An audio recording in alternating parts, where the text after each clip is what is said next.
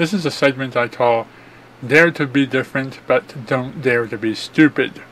Or, in other words, dare to have an unpopular opinion, but don't say anything over the internet that will turn everybody against you and stir up an ugly mob of hate against yourself.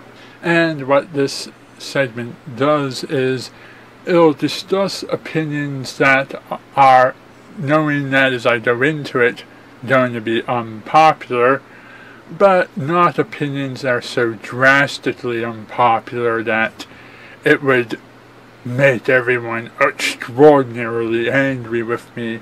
So, no politics or religion. But what I will talk about is entertainment, such as movies, TV shows, video games, fictional characters, stuff that in the long run doesn't matter, and I still have an opinion about it. Partially inspired by Tommy Oliver leaving the My Little Pony fandom because he was upset at the way the fans were acting and the way the fandom was going and so forth, and maybe he said some hurtful things to the fans too, but it's a two-way street on that subject. I am here today to say that I do not hate Green Lantern and do not consider it a bad movie. I actually enjoyed the movie. I thought the plot was well structured. It was a very well done and accurate origin story. I loved the computer graphics and I thought it was very well done and very detailed and very realistic. I loved the Star Wars Cantina style sequence where you see all the awesome aliens in the crowd when Hal gets to Oa. I loved the references to characters like Star Sapphire and the setup for Amanda Waller, and I love all of the symbolism and all of the objects that were colored yellow that were scattered throughout the background to symbolize fear and the weakening power of the yellow element. I love the way they handled Sinestro and the way they set him up as the next villain for the next movie at the end of the sequence. And I love the chemistry between all of the characters and their personalities and the way they looked and the way they acted. I thought they got Kilowog just right. I think they got some of the other characters right. I think they got Hal right. The only thing that I didn't like about the movie was the fact that Hal Jordan faced Parallax, this giant creature that could wipe out entire groups of lanterns very easily, that he faced it alone, as if to say, humans from Earth are so amazing and so perfect that the humans are the best alien species in the entire galaxy, and humans can overcome anything that all of these other countless alien species couldn't possibly overcome. Humans are so great, humans have such great emotions, and blah blah blah, humans are special. I thought that part was stupid. The way it should have happened was everyone should have faced Parallax together, and it should have been Hal leading the entire Lantern Corps simultaneously. That would have been a much better presentation of the story. Some of the things I had in my favor was that I knew the character already from all of the Justice League stuff and all of the animated movies and the toys and so forth. And I never read the comics, so I'd never even heard of Parallax. I didn't know what it was, I didn't know what it was supposed to look like, and I didn't know how major a problem it was and how dumb it was to make it the first villain and to make Hal defeat it by himself. But not knowing that stuff made the movie a more enjoyable experience for me. The other thing that turned a lot of people off to Green Lantern was the fact that Green Lantern Alan Stott was gay, and a lot of people thought that it was Green Lantern Hal Jordan who was gay, and they were just turned off by that recently released news, which was all buzz during the movie itself. That wasn't a piece of information that should have held stuff against the movie.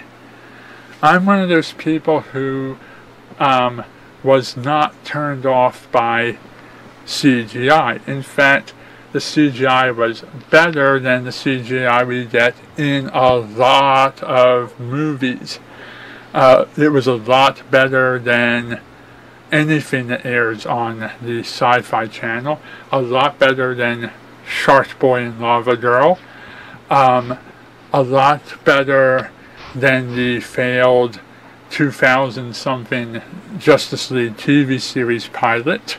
It was very impressive CGI when you consider the number of failures that CGI could have presented us with. They really put a lot of effort into making it look realistic and believable. I am not one of those people who looks at all CGI, thinks all CGI is bad, hates every movie that even slightly uses CGI. I am not one of those people that is obsessed with every effect has to be a practical effect. Because if you never use CGI and all of your effects are practical effects, then you are stuck with puppets, animatronics, stop motion, clay, all the features of Ray Harryhausen and Never-Ending Story and King Kong and stuff like that. Stuff that can look good, and I do believe that Spider-Man and Fantastic Four and so forth could be done without CGI and with practical effects, but we already have examples of those movies being done without CGI, with only practical effects, and they just don't look as awesome.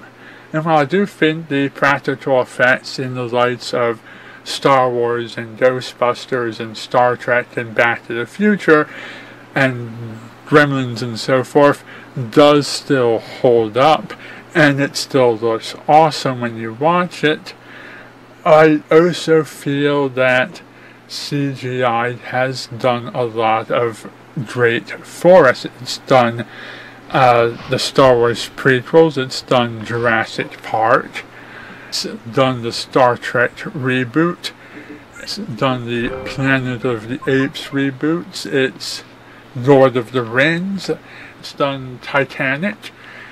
You know, CGI does a lot of amazing things, and while CGI could drastically improve the likes of E.T. or Jaws or Gremlins or Short Circuit, it's not really necessary to make those movies great, but it would be very much appreciated if they ever did a new movie in any of those series. And as someone who has seen what bad CGI can do, I can tell you for certain that movies like Green Lantern and Silver Surfer are not using bad CGI. People need to stop being so picky and need to give CGI a break and accept that, yeah, just because you know how the effect is done and you can spot it, doesn't mean that it's obvious to everybody else. When done right, CGI is still a perfectly effect, and it would be even worse if we had to sit through The Hobbit or Harry Potter with a bunch of stop-motion puppets instead of CGI creatures. And I don't think you could pull off half of the things in Green Lantern without the assistance from CGI. Not without it looking incredibly corny and stupid, and I have seen the Green Lantern effect pulled off wrong. So for my first Dare to Have an Unpopular Opinion segment, Green Lantern was not a bad movie, and it was not worth destroying the DC movie franchise and setting them back several years just because you didn't like that movie. It was not worth getting on the case of the Green Lantern animated series or Beware the Batman because you suddenly don't like CGI and don't want that around anymore. Now we have no DC animated cartoons at all except for Teen Titans Go, which is horrible, and all of our DC movies have had to be rebooted through way of Man of Steel because you fans weren't satisfied with Superman Returns or Green Lantern. That's why we got Man of Steel, which you're still not satisfied with. Anyhow, that's all for this time. Thank you for watching, and good night.